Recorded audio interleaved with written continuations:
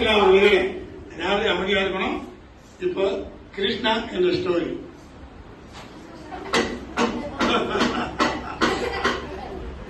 வீராதி வீரன் வீரமாத்தாண்டன், என் பெயர் தான் கம்ச மகாராஜன்.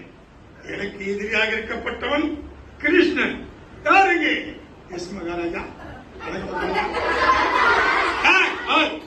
எனக்கு எதிரி சத்தியமே நான் இல்லையா? எனக்கு எதிரி என்பவன் கிருஷ்ணன். எங்க இருக்கிறான்? இருக்கிறான். கூப்பிடு. யாரு?